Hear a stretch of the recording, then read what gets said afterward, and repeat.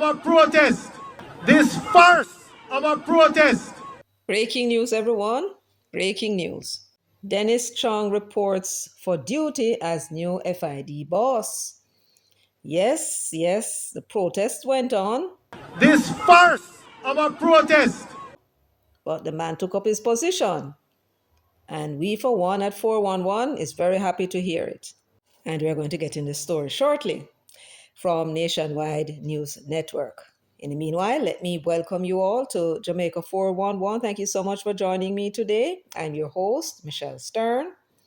Welcome back to my subscribers. Always lovely to have you. Welcome to my new listeners. Thank you so much for joining me. Please remember to subscribe and hit that notification bell so that you'll know whenever it is that I upload a video. I'd like to ask you a big favor to go ahead and give the video a thumbs up from now on. Please go ahead, give the video a thumbs up. Remember to share to everyone that you think might be interested in the topic, as well as feel free to leave your comments in the comments section. Now, with the preliminaries out of the way, let's get down to business. So, Nationwide News Network is reporting that Dennis Chung reported for duty as new FID boss. It says here, Nationwide News understands that Dennis Chung dutifully reported for his first day of work this morning at the FID's base at National Heroes Circle in Kingston. It's understood Chung was at his desk by 8 a.m. The protest was scheduled to begin at 9. This farce of a protest. He got there by 8 a.m., having driven through the preliminary phase of the People's National Party's protest designed to press for the revocation of his appointment. Our sources say Chung has already set about his task as the man in charge of leading the executive office at the FID. And remember, FID means Financial Investigation Division. Based on the structure, the FID consists of an executive office plus 5 units. Each unit is headed by a director. According to the FID, the Chief Technical Director, which is a post that Dennis Chung took up this morning, is responsible for the overall day-to-day management of the division, with responsibility for strategic policy direction, internal and external reporting, local cooperation, and international cooperation. As a matter of fact, what the FID's website said was that it was the executive office headed by the Chief Technical Director that is responsible for the day-to-day management of the division, which is a Financial Investigation Division. In further explaining Dennis Chung's role as Chief Technical Director, Nationwide News Network went on to say, as Chief Technical Director, Dennis Chung, according to the FID website, will also have overall responsibility for communications and public relations, significant case management, along with legal, policy, and strategy. So that's what they are reporting. So while Dennis had gone to office at 8 a.m., the protesters were gathering outside of the Ministry of Finance at Hero Circle. And I'm going to show you a bit of what took place and make a few observations of my own. We're meeting to defend a very critical principle. We are meeting to defend the governance of this country in a way that is consistent with our Constitution and our democratic traditions. The Prime Minister has problems. The Integrity Commission has investigated him, and they are not satisfied with their findings. They have not been able to certify his annual declarations as being in good order. They have referred the matter for further investigation to the Financial Investigations Division, a critical law enforcement investigative agency. Now, it is very important that we get the facts out. They referred the matter to the FID. The reason why they say they refer the statutory declaration or for further investigation, according to Stevenson, the director of investigation, there were a lot of transactions going on between the prime minister's several accounts, particularly the three companies that he was shareholder in. Money going backward and forward, that is what they said. But they had also said something else. The Integrity Commission, in that investigation report that was tabled in the Parliament, said that they had hired an international forensic expert to look into the finances of Andrew Holness. What they did not do was to say what were the findings of that investigator. Now, that investigator, based upon the description given to them in terms of the work that they do, had they been in Jamaica, would have qualified to be an investigator with the Financial Investigation Division, the FID. Why do I say so? Because they were described as a forensic expert in financial investigation, or it would not make any sense.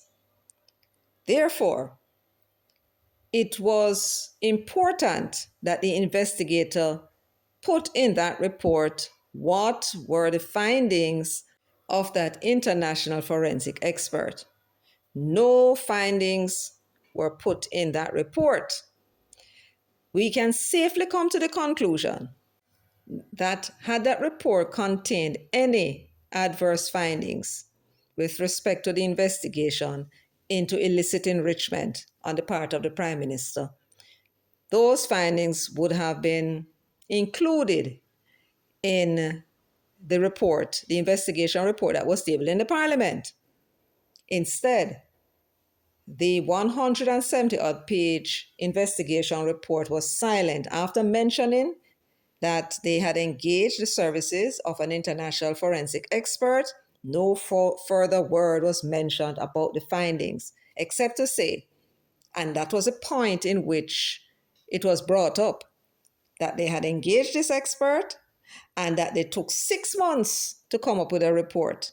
And we are supposed to understand how complex the finances of the Prime Minister was, that even a forensic expert had to take 6 months to figure it out. That was the basis on which that piece of information was included. Evidently, Stevenson did not realize or recognize that he was telling us something else. We have not heard anybody in this society demand to know what was in that report. Well, hopefully, the FID accepts the referral from the Integrity Commission and commence the investigation into the statutory declarations of Andrew Holness, and then request that piece of information from the Integrity Commission. Let us see if they are in any position to refuse to hand it over. Because it seems to me that the reason why that report was hidden from the Parliament, because that's what it amounted to, it was hidden from the Parliament because it stated in it a finding or findings contrary to what it was that the investigator was claiming. What other reason could there be? Remember now, the case is closed and the file was referred to the FID for further investigation. So what it is that the FID is being asked to investigate, the very same thing that that forensic expert had engaged in. According to Stevenson in his report, it took them 6 months to unravel all of these transactions between the companies. So if one forensic financial investigator had gone through the finances of Andrew Holness's companies and done all of the source of income checks that would have been done by that expert and came up with nothing, which means that all of the funds that were listed were accounted for from his lawful income. That is what that would have meant. Because if it was otherwise, then we would have seen it in the report to the parliament with the evidence showing that the monies, all of this so-called 400 and odd million, it was not 400 odd million. I remember service me right, it was 175 million in one instance and 200 and something million being transferred between the accounts. So we have no doubt in our minds that the forensic expert that was employed had found that the monies that is in question proved to be from legitimate sources of income, whether salary, loans, sale of assets, dividends from shares, or otherwise. Why are they sending the report on referral to the FID when they already did that investigation? And then the Integrity Commission, in a letter, more or less stated that the Director of Information and Complaints has to be satisfied. He has to be satisfied first that the Prime Minister's declarations are complete. And more or less, they were saying that he has no intention of certifying his declaration until the FID completes their investigation. That matter, I do believe, is before the court to make a decision about that. So he has no intention of doing anything. He is not going to certify the Prime Minister's declarations until he gets a report from the FID that their investigation is complete. That's when he'll continue. This despite the fact that there was a forensic expert. $30 million was spent. And it would have been the duty of that forensic expert to examine the finances, the monies, the source of income, and trace the source of income of each one of those transactions and pronounce on them. What conclusion did they come to in that report? If they had found monies that could not be tracked or traced to a source, legitimate source, they would have said so. So we know without seeing the report. You can't hide these things from us now. We can reason these things out. Without seeing the report itself, we can conclude that every single transaction that was tracked had a source of income that was legitimate. And that would have been what the forensic expert wrote in that report. But Kevon Stevenson was not satisfied with the conclusion of the forensic expert. Had the forensic expert said that having done their investigation, they cannot come to a conclusion as to the source of income of the funds that they were looking at. If that were the case, then Kevon Stevenson would have put that in his report and then justify the fact that that forensic expert could make head or tail of the accounts. Justify that now by saying that this is the reason why we need to go to the FID. None of that was mentioned in the report. So therefore, the expert did come to a conclusion at the end of their investigation that all of the monies that they were looking at were accounted for. In other words, they have checked all 3,600 transactions and the source of income for each has been established. Simple. The mere fact that he has not said what conclusion the forensic expert came to and then determined that him still think that this thing look funny, it suggests that he has not accepted their conclusion. And so when they pass it on to the FID, they are asking the FID to go investigate the same thing again. Except this time, they are wasting the resources and the time of the FID to go do a second investigation, to walk the same road again, looking for what they will not find. If the other expert told you that all the monies are accounted for, then what are you looking for? You just don't understand why he was moving money from one account to the next. And that is the explanation you want. And so you decide to waste the FID's time as if they've got nothing to do by sending them the report for them to go do another investigation because you don't understand what all these transactions were about. So it is not the source of fund that is important in this case. Is whether or not you accept or understand why it is that these monies were moving from one account to the next. That's the import of what he was saying in that report. He simply could not understand. And because he could not understand, he engaged the forensic expert from foreign who would have submitted the report to him showing each one of those transactions and the source of funding and stated there is nothing in it, nothing illegal going on here. He still could not understand, and now he won't go waste the FID's time. And at the end of it, when the FID look and tell him the same thing, what is he then going to do? Here is another question we need to ask. When Craig Beresford, the Director of Information and Complaints, he's the one that examines the statutory declarations and recommend them to be certified to the Commission. When he took that hard line, was he given the forensic expert's report to examine? Has he seen it? That is a very good question. Because if it is hidden from the Parliament, it possibly was hidden from him too. So he may not have had the benefit of reading what was in that report, right? And therefore, this is a reason why, since he did not get that report, is what I suspect, then he would say, okay, let's send it to the FID. Did he know that that report was there when he made that recommendation? Did Craig Beresford know of the existence of that forensic expert's report? That is the question. There is a whole lot of issues at stake. There's a question of the 28 bank accounts. We have all established that this man is a liar, very possibly retarded, and having mental issues, which may be what is causing him to be saying all these things that are not true.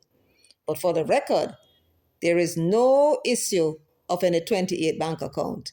Kevon Stevenson did not mention 28 bank accounts and never said that Andrew Holness held 28 bank accounts. He said in his examination of the 28 accounts that were associated with him over various periods of time, Kevon Stevenson, who is the director of investigation, never made an issue of those 28 bank accounts that this idiot is talking about.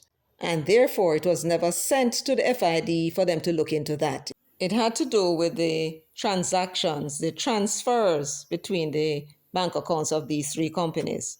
3,600 transfers, and that was what the report was sent to the FID for them to investigate. So let's mark this down as one of his lies. There's a question of the cash deposits from anonymous sources to his bank account of millions of dollars. Mark this down as the second lie he told out there to the nation. There was no question of any millions of dollars being deposited into Andrew Holness's account by unknown persons. Kevon Stevenson was able to establish, and I'm sure they would have shown him the receipts and the amounts that corresponded to the deposit transactions that took place in that account. And it was established to the satisfaction of Kevon Stevenson that it was Norman Brown, Andrew Holness's business partner, in the construction of those 4 Estate Bridge townhouses. Yes, he was the one who made the deposits, and it was monies that he was depositing, $6 million that he was to pay over by contract, and he was the one that was making the deposit. So that was never referred to the FID for investigation. This is his second lie. There is over $470 million of flows moving between his various accounts. And that was what was referred to the FID for investigation. The same investigation that was done by the international forensic expert. And that is what they are supposed to determine. And we know that the international forensic expert must have established that the monies, that 400 and something million, let's assume that that is a figure, that 460 million was from legitimate sources. In other words, it was accounted for from his lawful income, either his salary, from stocks and bonds, or from loans. In many thousands of transactions, there's the fact that his companies which are involved in those transactions file nil returns with the tax department.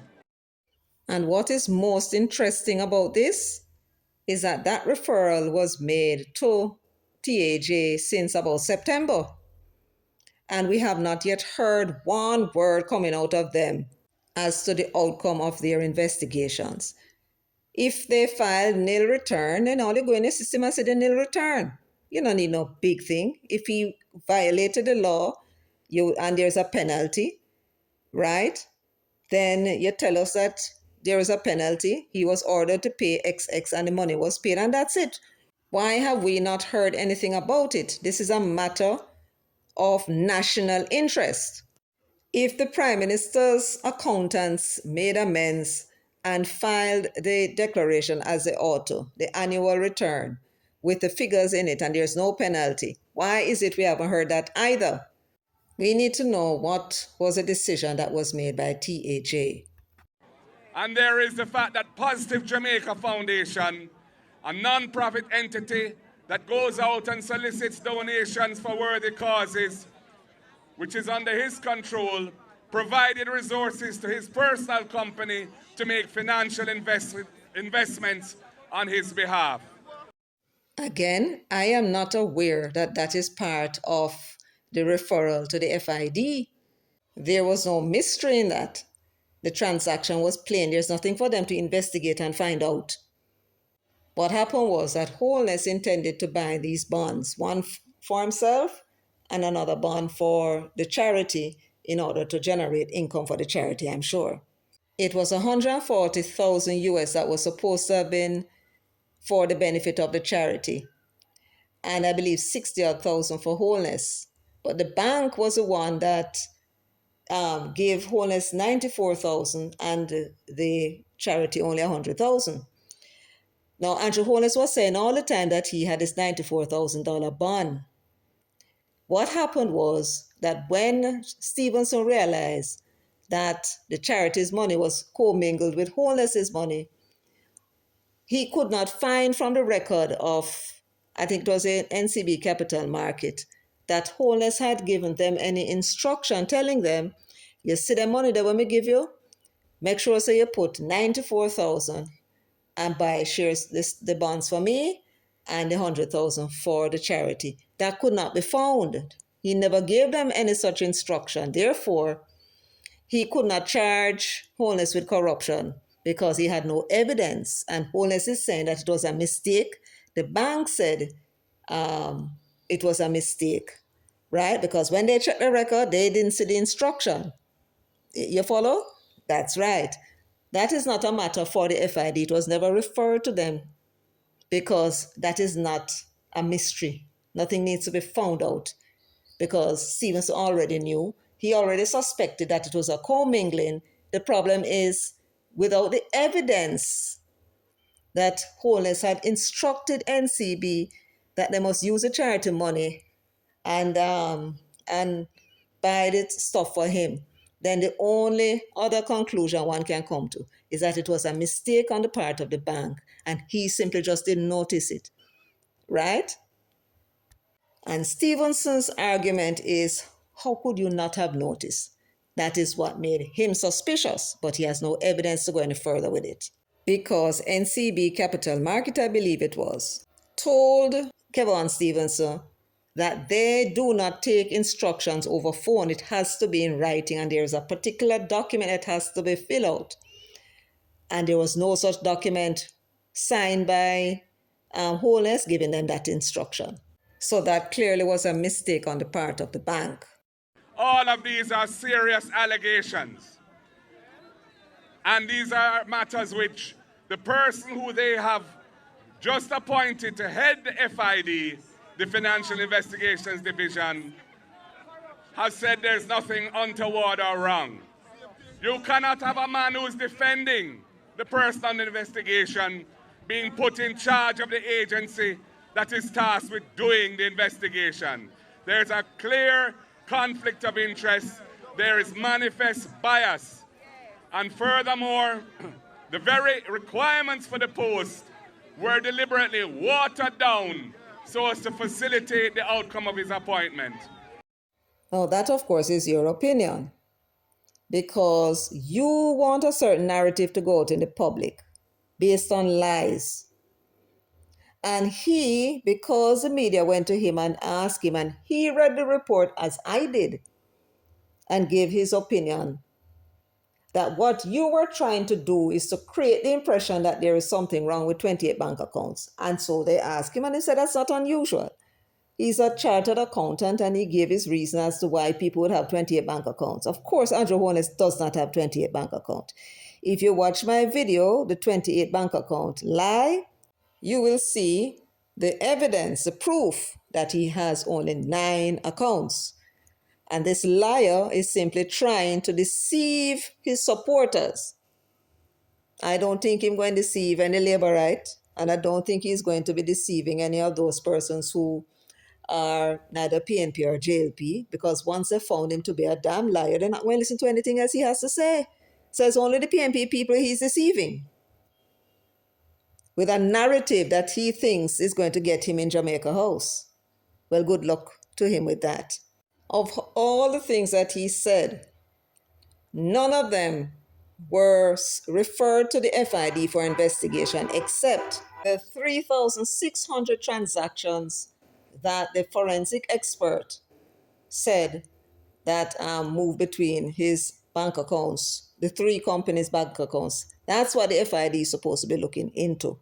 And that was what was referred to the FID. So all of those other things you hear him talking about, 28 bank account and everything else you hear him talking about, the charity, none of those things were referred to the FID. They were all resolved in that investigation report, which was tabled in the Parliament.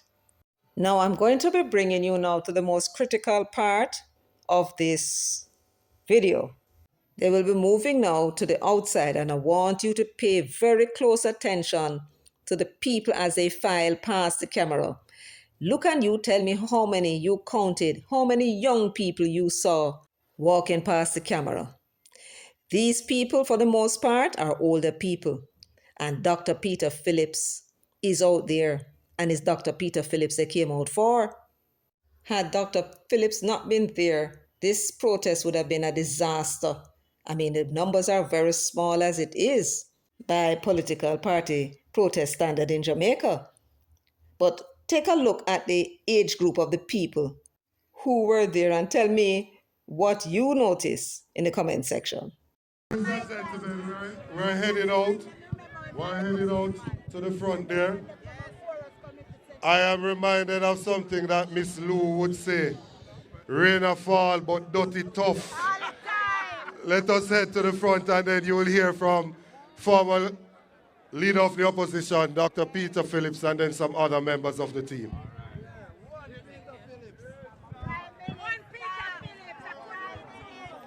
You heard them?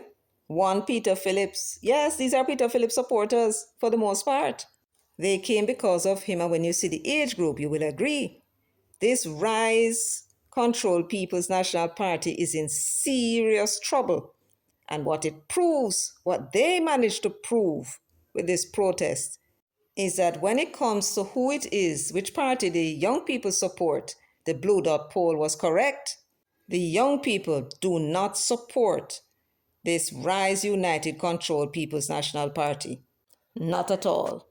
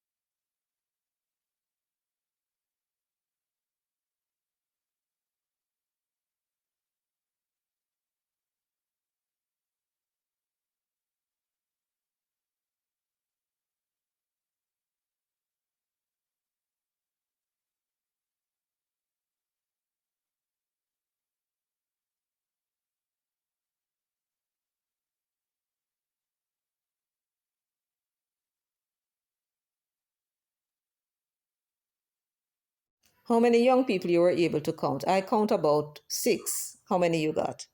Put it in the comment section, please. Thank you very much. Well, folks, that's all I have for you today. Thank you so much for joining me, for sharing, liking, subscribing, and leaving your comments in the comments section. Until next time, take very good care of yourselves and walk good.